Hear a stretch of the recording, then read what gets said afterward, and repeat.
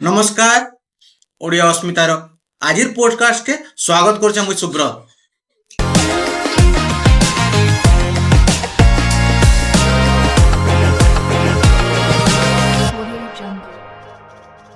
आमे नियमित भावे विशिष्ट व्यक्ति मान को साहित्यिक मान को गवेषक मान को नेकरी कलाकार मान को नेकरी ए कार्यक्रम टा करूछु। आज फेर थरे आमे स्वागत करमा विशिष्ट गवेषक साहित्यिक अध्यापक सुशांत मिश्र आज्ञा को। आज्ञा आपन को ओडिया अस्मितार स्वागत करछु। जुआर आज्ञा केनता अछन आज्ञा? एकदम बढ़िया आज्ञा। आके आसुचे श्रावण पूर्णिमा आज्ञा आमर अस्मितार कवि ओडिया अस्मितार कवि सम्बलपुरी अस्मितार कवि आमर माटीर अस्मितार कवि गंगाधर मेहरकर जयंती ए उधे टिके आमे आलोचना न कले अन्याय हेबा बोली लागुची। निश्चय आज्ञा। तो आमर कविंकर जेन लेखा थिला लेखा शैली थिला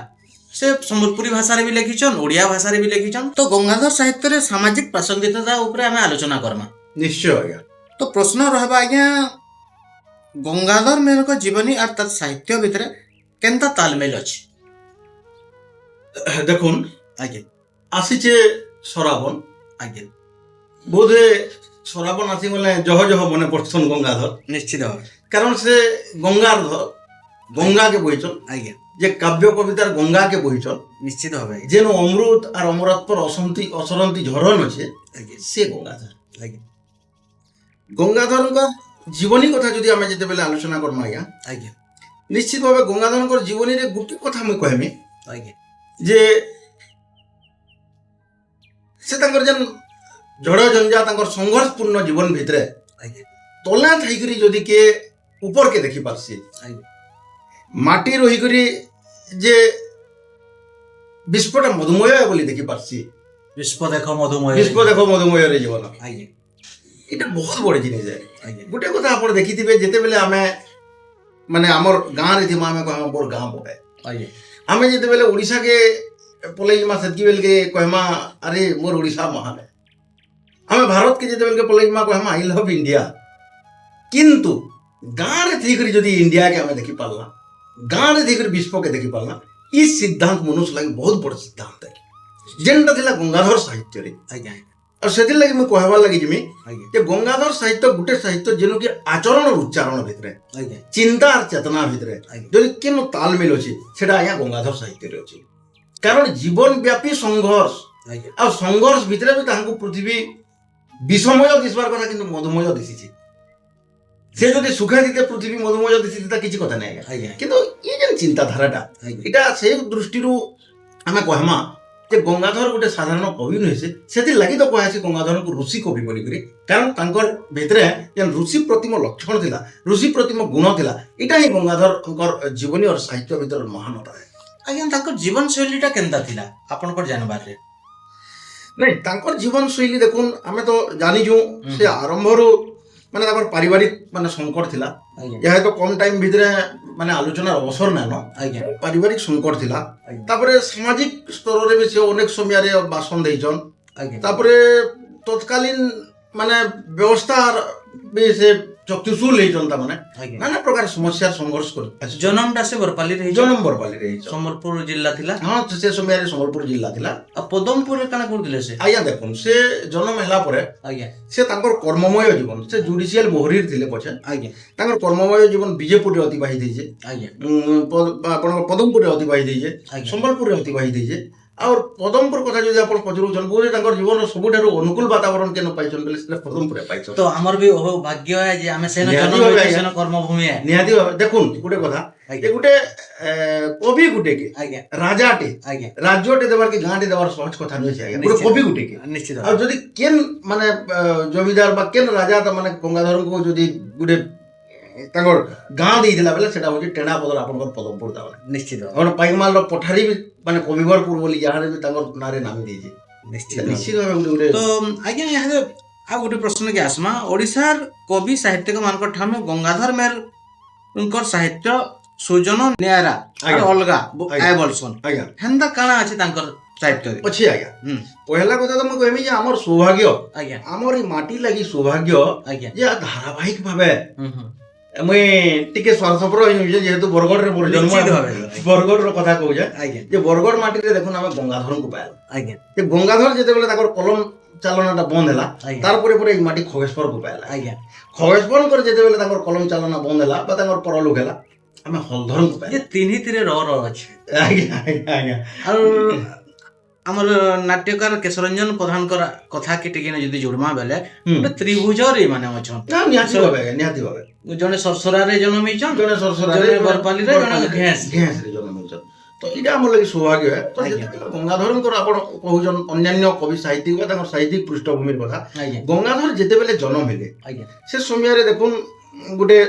ପୁରୁଣା ସାହିତ୍ୟ আর ନୂଆ ସାହିତ୍ୟ ଭିତରେ ଗୋଟେ ବିବାଦଟେ ଦେଖା ଦେଇଥିଲା ନିଶ୍ଚିତ କିନ୍ତୁ ଗଙ୍ଗାଧର ଜଣେ ବ୍ୟକ୍ତି ଆଜ୍ଞା ଯିଏକି ତାମାନେ ଗୋଟେ ସମତୁଲ ଭାବେ ସାହିତ୍ୟ ସାଧନା କଲେ ସେଥିର୍ଲାଗି ଗଙ୍ଗାଧର କାଲଜୟୀ ଗଙ୍ଗାଧର ଅମର ତାପରେ ଗଙ୍ଗାଧର ସମସ୍ତଙ୍କୁ ଆଜ୍ଞା ତାଙ୍କର ଦେଖୁନ୍ ସେ ତ ଅତି ସ୍ପଷ୍ଟ ଭାବେ ଲେଖିଛନ୍ ଜୟ ବେଦବ୍ୟାସ ଜୟ କାଳିଦାସ ଭାରତୀ ପ୍ରିୟ ନନ୍ଦନ ତୁମ୍ଭେ ଜ୍ଞାନ ଗୁରୁ କବି ମଣ୍ଡଳୀର ଲଲାଟେ ଶୁଭି ଚନ୍ଦନ ଅର୍ଥାତ୍ କବିମାନଙ୍କୁ ପ୍ରଶଂସା ପ୍ରଶଂସା କରିଛନ୍ ଆଜ୍ଞା କିନ୍ତୁ ଗୋଟେ ଉଦାହରଣ ମୁଁ ଏଇ ଜାଗାରେ ଦେମି ଆଜ୍ଞା ଯେ ଗଙ୍ଗାଧର ମେହେର ଯେତେବେଳେ ମାନେ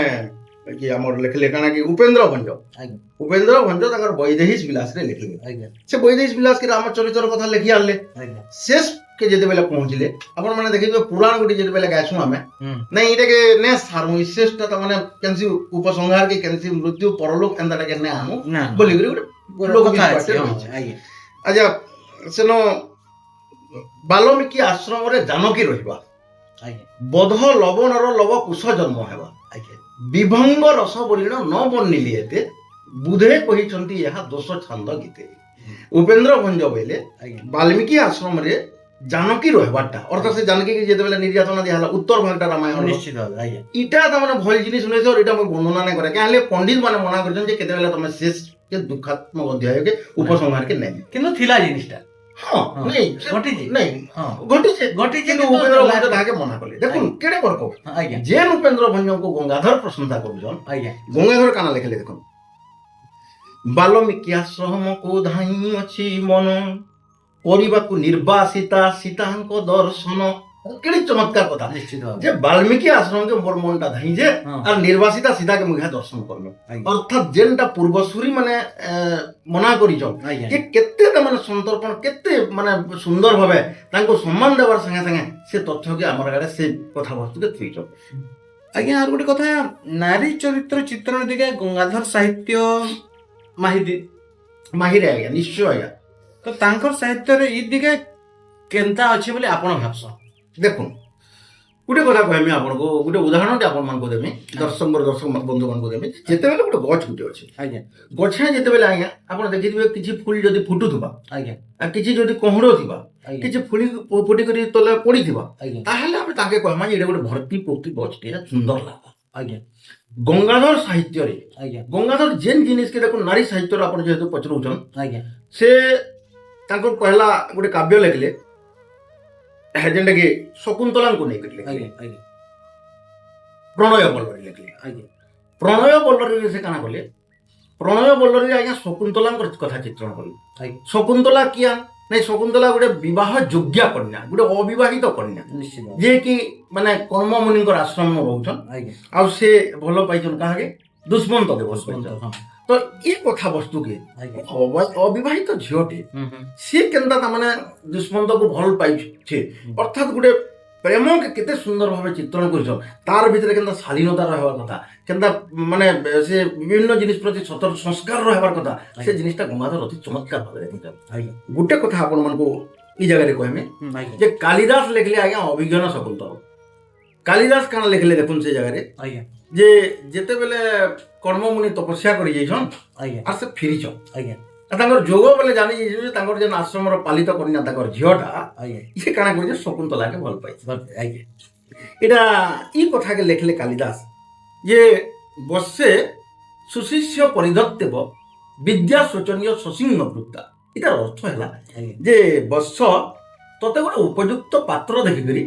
বিহা করিদেবি আমি তোর মনের কথা জানিগলি ଆଜ୍ଞା আমি চিন্তা করুন যে গোটে বাপাটে তার ঝিওকে ଆଜ୍ଞା কহুছে মুই তোর মনের কথা জানিগলি কিন্তু গঙ্গাধর কানা লেখলে দেখুন ହଁ গঙ্গাধরঙ্কর কথা মানে গঙ্গাধর মানে যে ତାଙ୍କର ଇଏ ଲେଖିଲେ ଗୌତମୀଙ୍କି ଡାକି ବୋଇଲେ ସୁସିଦ୍ଧ ହୋଇଛି ମୋ ସଂକଳ୍ପ ଶକୁନ୍ତଳା ଯୁଦ୍ଧ ବର ପାଇଁ ଯେଉଁ କରି ଯାଇଥିଲି ତପ। ଏଇଟା ଅର୍ଥ ହେଲା ଆଜ୍ଞା ସେ ଦେଖୁନ୍ ଆମର ଭାରତୀୟ ସଂସ୍କୃତିରେ କେତେବେଳେ ଗୋଟେ ବାପାଟେ ତାର ଝିଅ କେନେ କହେ ଗଙ୍ଗାଧର ଯେନ୍ କଥା ଲେଖିଲେ ସେ ଗୌତମୀକେ ଡାକିଲେ ତାଙ୍କର ସ୍ତ୍ରୀକେ ଡାକିଲେ ଆଉ ତାଙ୍କର ସ୍ତ୍ରୀକେ ଡାକିଲେ আর ବୋଇଲେ ଆରେ ଗୌତମୀ ମୋର ଝିଅର ମନର କଥା ଜାନିଗଲି ନ আর তার মনস্কামনা এথা পূরণ করলাম। ନିଶ୍ଚିତ ଭାବେ দেখুন কালিদাস যে প্রচন্ড প্রতিভার অধিকারী যে বিস্ফোক অভিযান ଆଜ୍ଞା ତାଙ୍କୁ ବି ଅବମାନନା କରି ମାନେ ଗଙ୍ଗାଧର ଜୟ ବେଦବ୍ୟାସ ଜୟ କାଳିଦାସ ଲେଖିଛନ୍ କିନ୍ତୁ ବେଲେ ତାଙ୍କର ଭିତରେ କେତେ ଚାତୁର୍ଯ୍ୟତା ଅଛି ଗଙ୍ଗାଧର ସାହିତ୍ୟରେ। ଆଜ୍ଞା ଆଜ୍ଞା ତ ଅସ୍ମିତାକେ ଗଙ୍ଗାଧର ସାହିତ୍ୟର ଅସଲ କଥା ବୋଲି କହି ପାରମା କେ? ହଁ ଗୋଟେ କଥା ଦେଖୁନ୍ ଅସ୍ମିତା ଆଜ୍ଞା ଆପଣଙ୍କର ତ ଚ୍ୟାନେଲ ବି ଓଡ଼ିଆ ଅସ୍ମିତା ହେ ନିଶ୍ଚିତ ଭାବେ ଅସ୍ମିତା ବୋଇଲେ କାଣା ଅସ୍ମିତା ମାନେ ସ୍ୱାଭିମାନ ଅସ୍ମି ଆଜ୍ଞା ସ୍ୱାଭିମାନ ମୁଇଁ ମୁଇଁ ମୁଇଁ ଅଛେ ମୁଇଁ ଅଛି ଆଜ୍ଞା ତ ବଡ଼ କଥା ହେଲା ରାମକୃଷ୍ଣଙ୍କର ଭାଷାରେ ଆଜ୍ଞା ଯୋଡ଼େ ମୁଇଁ ଅଛି। ଆଜ୍ଞା ଗୋଟେ ମୁଇଁ ହେଲା ମୋର ଘର ଆଜ୍ଞା ମୋର ଦ୍ୱାର ଆଜ୍ଞା ମୋର ଜମିବାଡ଼ି ଆଜ୍ଞା ମୋର ଛୁଆ ପିଲା ମୋର ସମ୍ପତ୍ତି ଆଜ୍ଞା। ଆଉ ଗୋଟେ ମୁଇଁ ହେଲା ମୁଇଁ ଭିତରେ ଭୁଇଁ ମୁଇଁ ଭିତରେ ନିଶ୍ଚିତ ଭାବେ সোহং ଆଜ୍ଞା তার ভিতরে সোহং মানে তার ভিতরে মুই ଆଜ୍ଞା এই পরিকল্পনা মোর মা ଆଜ୍ଞା মোর মায়ে মোর জাতি মোর দেশ ଆଜ୍ଞା এই চিন্তাধারা আমার ভিতরে যেতবেলে জাগ্রত হবা এটা হচ্ছে আজ্ঞা অস্মিতা অস্মিতা কেড়ে সুন্দর শব্দটি ଆଜ୍ଞା কিন্তু বহুত গহন তার অর্থ ଆଜ୍ଞା ଆଉ ବହୁତ ଲୋକ ତାର ଅର୍ଥ ବୁଝିବାର ଲାଗି ବହୁତ କଷ୍ଟକର ହେଇଥିছে ବୁଝି ନା ପାରନ୍ତି ନେ ପାରୁ କିନ୍ତୁ ଗଙ୍ଗାଧର ସାହିତ୍ୟରେ ଆପଣ ଦେଖୁন ଗଙ୍ଗାଧର ତ ଅସ୍ମିତା କଥା କହିଲେ କେଡ଼େ ବଢିଆ ପ୍ରଶ୍ନ ଆଜ୍ଞା ଗଙ୍ଗାଧର ନିଜେ ଲେଖିଲେ ମୁଁ ତ ଅମୃତ ସାଗର ବିନ୍ଦୁ ଆଜ୍ଞା। ନଭେ ଉଠିଥିଲି ତେଜି ସିନ୍ଧୁ ମୁଁ ତ ଅମୃତ ସାଗର ଗଙ୍ଗାଧର ବି ମୁଁ ଲଗେଇଛନ୍ ଅସ୍ମିତା ଲଗେଇଛନ୍ ଆଜ୍ଞା କିନ୍ତୁ କେଁ ଅସ୍ମିତା ନାଇଁ ମୁଁ ଅମୃତ ସାଗର ବିନ୍ଦୁଟିଏ ମାନେ ଏତେ ସତ୍ୟ ବି ସେ ଦେଖୁନ୍ କେଡ଼େ ଚମତ୍କାର କଥା ଆଜ୍ଞା ବହୁତ ଚମତ୍କାର ଆଜ୍ଞା ତ ଆଉ ଆଜ୍ଞା ଗୋଟେ କଥା ଦେଖୁନ୍ ଆଜ୍ଞା ଅସ୍ମିତାର କଥା ଆପଣ ପଚାରିଲେ ଆଜ୍ଞା ମୁକାର ମାତର ମୋର ନୁହେଁ ବୋଲି କହିବାକୁ ନାହିଁ ବାଟ ଆଜ୍ଞା ଦୁରୁ ଶ୍ରୀଚରଣ ଅର୍ପଣ କରୁଛି ଘେନତା ବିଶ୍ୱ ସମ୍ରାଟ। ଆଜ୍ଞା এটাকে ଆପଣ গীতাঞ্জলি আমার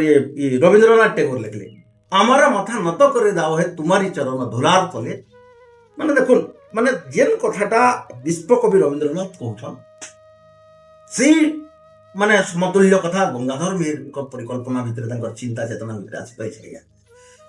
ତ ଗଙ୍ଗାଧର ସାହିତ୍ୟ କଥା ତ ଅସରନ୍ତିଆ ବିରାଟ ସମୁଦ୍ର ଏଇଟା ଆଜ୍ଞା କଥା ହେମା ଏଥିରେ ଆଉ ବି ଏପିସୋଡ ମାନେ କର୍ମା ଆଜ୍ଞା ତ ଗଙ୍ଗାଧର ସାହିତ୍ୟ ସମାଜକେ କାଣା ବାର୍ତ୍ତା ଦେସି? ବହୁତ ଗଙ୍ଗାଧର ସାହିତ୍ୟର ଇହାଦେ ପ୍ରାସଙ୍ଗିକତା ସମାଜ ଲାଗି କେତେନି କେତେ ଅଛି ଆଜ୍ଞା। ଆଜ୍ଞା ପହିଲା କଥା ମୁଇଁ ଛୋଟ ଛୋଟ ବିନ୍ଦୁ ଗୋଟେ କି ଯୋଉଟେ କହିମି ଆଜ୍ଞା ଗୋଟେ କଥା ହେଲା ଯେତେବେଳେ ସେ ତପସ୍ୱିନୀ ଲେଖିଲେ ଆଜ୍ଞା ତପସ୍ୱିନୀରେ ଦେଖୁନ୍ ସୀତା ମାନେ କେତେ ନିର୍ଯାତିତ ହେଇଛନ୍ ଜୀବନ ବ୍ୟାପୀ ମାନେ ସେ ତାଙ୍କର ସ୍ୱାମୀ ସାଙ୍ଗେ ବଣ ଜଙ୍ଗଲରେ ବୁଲିଛନ୍ ଆସିଛନ୍ ଘରେ ରହିଛନ୍ ତାପରେ ତାଙ୍କୁ ଫେର ବାଲ୍ମୀକି ମୁନିର ଆଶ୍ରମରେ ଛାଡ଼ି ଦିଆହେଇଛେ ମାନେ ଏତିକି ସତ୍ତ୍ୱେ ବି ସୀତାର ମନ ଭିତରେ ଗୋଟେ ମାନେ ସେ ନିଜେ ତାମାନେ ସବୁବେଳେ ଚିନ୍ତା କରିଛନ୍ ଯେ ମୋର ଜିତ ପାପ ମୋର ଦୁଃଖର କାରଣ ସେହି ପାପ ଏବେ ମୋର ହେଉଛି ସ୍ମରଣ ଏତେ କଷ୍ଟକର ସମସ୍ୟା ଭିତରେ ଜୀବନରେ ଆଜ୍ଞା ଦୁଇ ଛକିରେ ସବୁବେଳେ ମଣିଷ ପହଞ୍ଚିଛି ଗୋଟେ ଖରାପ ରାସ୍ତା ଗୋଟେ ଭଲ ରାସ୍ତା ଥିସି ଗୋଟେ ଝଡ଼ଝଞ୍ଜା ଗୋଟେ ଦୁଃଖ ଥିସି ତ ଏତେ ଦୁଃଖ ଦୈନ୍ୟ ନିର୍ଯାତନା ଭିତରେ ସୀତା ଗତି କରି କରି ସେ କହିଛନ୍ ଯେ ମୋ ଅର୍ଜିତ ମୋର ପାପ ମୁଁ ଅର୍ଜନ କରିଥିବାର ପାପ ହିଁ ମୋର ଦୁଃଖର କାରଣ ମୋର ପାପ ଲାଗି କେହି ଦାୟୀ ନୁହେଁ ଅର୍ଥାତ୍ ଆତ୍ମସମୀକ୍ଷା କରିଛନ୍ ଯେତେବେଳେ ତକ ଆଜିର ସମାଜରେ ଦେଖୁନ୍ ବହୁତ ଲୋକ ମାନେ ସୀତା ତ କିଛି ନୁହେଁ ସେ ଆମେ ଯେତେବେଳେ ସାମାନ୍ୟ ନିଷ୍ପ ହେଇଯାଉଛୁ ଏକଲା ହେଇଛୁ ଆପଣମାନେ ଦେଖିଥିବେ ସାମ୍ପ୍ରତିକ ସମାଜରେ କିଛି ଦିନ ତଳେ ସୌମ୍ୟାଶ୍ରୀର ଘଟଣା ଘଟିଥିଲା ତ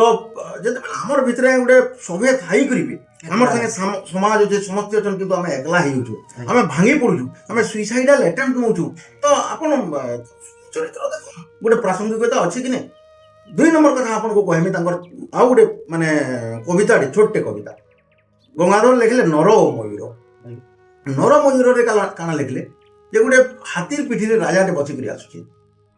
আর সে রাজা বলুছে দেখ মুই হাতির পিঠি উপরে বসিছে মুই সোনা রূপার মুকুট পিঁধিছে তার ভিতরে গোটে গর্ব ভূমিকা পলাউছে আর এই সময় গোটে মানে পথর উপরে ময়ূরটে বসিছে আর সে কলামিক দেখিকি নাচুছে আর সেটা সে ময়ূর কହୁছে আরে রাজা তুই হাতি উপরে সিনে বসিছু রাজা তুই গর্ব সিনে করুছু তুই অলগা লোকর সিরি সহি না পারু হেলে মুই হ্যাঁ কলা মেঘকে দেখিকি নাচুছি হে মেঘু বর্ষা হেবা প্রজার লাগি বর্ষা অলগার মঙ্গল লাগি মুই নাচছি ନିଶ୍ଚିତ ଭାବେ ଏଇଟା ଗୋଟେ ବହୁତ ବଡ଼ ବାର୍ତ୍ତା ଆଜ୍ଞା तो ଏନ୍ତା ଆମେ ଯେତେବେଳେ ବହୁତ କଥା ବହୁତ ଉଦାହରଣ ଦେଇ ହେବା। ବହୁତ ଉଦାହରଣ ଶୁଣନ୍ତି କାର୍ଯ୍ୟକ୍ରମ ଶେଷ ପ୍ରଶ୍ନ ହେଇପାରେ କି ଆଲୋଚନା ହେଇପାରେ ଏଇଟା ସେ ଛାଡ଼ିକି ଆସମା। ଆଜ୍ଞା ତ ଗଙ୍ଗାଧର ଇନ ଜନ୍ମ ହେଲେ ଆମର ଲାଗି ସୌଭାଗ୍ୟର କଥା ହେ, ଆମର କବି ସାହିତ୍ୟିକ ମାନଙ୍କର ଲାଗି ଗର୍ବର ଗୌରବର କଥା ହେ। ଆଜ୍ଞା କିନ୍ତୁ ଯଦି ସେ ବମ୍ବେ କି ଦିଲ୍ଲୀରେ ଜନ୍ମ ହେଇଥିତେ କି କୋଲକାତାରେ ଜନ୍ମ ହେଇଥିତେ ଯେନ୍ତା ଆପଣ କହୁଥିଲେ ରବୀନ୍ଦ୍ରନାଥ ଟାଗୋର, ତ ସେ ହିସାବରେ ସମ୍ମାନ ନାଇଁ ପାଇଁ କିଆ ବାକି ଲାଗ୍ସି। ଦେଖୁନ୍ ବିନୋବା ଭାବେ ଗୋଟେ କଥା କହିଲେ ଆଜ୍ଞା ଯେ ଗଙ୍ଗାଧର ଖାଲି ଭକ୍ତି କବିତା ଲେଖିଦିତେ ବୋଇଲେ ବି ଆଉ ତାକୁ କିଛି ଲେଖବାର ଦରକାର ନାହିଁ। ନିଶ୍ଚିତ ଭାବେ। ହଁ ଗୋଟେ ଚମତ୍କାର କଥାଟେ। ଆଜ୍ଞା ଅର୍ଥାତ୍ ଆମେ କିନ୍ତୁ ଅନୁମାନ କରୁ ଯେ କେତେ ପ୍ରଚଣ୍ଡ ପ୍ରତିଭାର ଅଧିକାରୀ ବୋଲି ଗଙ୍ଗାଧର। କିନ୍ତୁ ଗଙ୍ଗାଧରଙ୍କର ଭିତରେ ଗଙ୍ଗାଧରଙ୍କର ସାହିତ୍ୟରେ ଦେଖୁନ୍ ମାଟି ପ୍ରତି ମମତା ଅଛି, ଗଙ୍ଗାଧରଙ୍କର ସାହିତ୍ୟରେ ପ୍ରକୃତିର କଥା ଅଛି, ନାରୀ ସାହିତ୍ୟର କଥା ଅଛି, ବିଭିନ୍ନ ଦିଗ ଆସିছে আর এতে চমৎকার ভাবে আসছে। গঙ্গাধর এতে প্রচন্ড প্রতিভার অধিকারী কিন্তু গঙ্গাধরଙ୍କର সাহিত্য নিশ্চিত ভাবে আহুরি বিশ্বস্তরকে পৌঁছবার আবশ্যকতা আছে। কিন্তু কথা ହେଲା ସେ ସମୟରେ ଗଙ୍ଗାଧରଙ୍କର যে ନିରୀହପଣ, ଗଙ୍ଗାଧର ସାହିତ୍ୟର ପ୍ରତି ଆହୁରି ବିଭିନ୍ନ ଦିଗ ଅଛି ଆଲୋଚନାର ଅବସର ନାହିଁ, ଯେନ୍ଟାକି ଗଙ୍ଗାଧର ସାହିତ୍ୟ ଯେନ୍ ସ୍ତର ପର୍ଯ୍ୟନ୍ତ ପହଞ୍ଚିବାର କଥା ସେ ସ୍ତର ପର୍ଯ୍ୟନ୍ତ ପହଞ୍ଚି ନାପାରେ। ଆଜି ବି ଗଙ୍ଗାଧର ସାହିତ୍ୟରେ ଯେନ୍ ଶକ୍ତି ଅଛି, ଗଙ୍ଗାଧର ସାହିତ୍ୟରେ ଯେନ୍ ପ୍ରକାର ଗୋଟେ ସାମର୍ଥ୍ୟ ଅଛି, ଯେନ୍ ପ୍ରଚଣ୍ଡ ପ୍ରତିଭା ସମ୍ପନ୍ନ କବି ଗଙ୍ଗାଧରଙ୍କର ସାହିତ୍ୟ ଆଜି ବି ନିଲାମ ହୁଏ, ସାରା ବିଶ୍ୱର କେନ୍ସି ଦେଶ ବି ତାହାକେ ଘିନବାର୍ ଲାଗି ସାଙ୍ଗେ ସାଙ୍ଗେ ତૈୟାର ହେଇଯିବେ, ରେଡି ହେଇଯିବେ। ଇ ଶକ୍ତି ଅଛି ଗଙ୍ଗାଧର ସାହିତ୍ୟରେ। ନିଶ୍ଚିତ ଭାବେ ଆଜ୍ଞା ଆମେ ଆଶା କର୍ମା ଆମର ଯେନ୍ ପରପିଢ଼ି ଅଛନ୍ ଏଟାକେ ପାଳନ করবে ଆଉ অনুসরণ করবে। তো କାର୍ଯ୍ୟକ୍ରମ କେନ୍ତା লাগলা ଆପଣ ମାନେ ମତାମତ ଦେବେ ନିଶ୍ଚିତ ଭାବେ।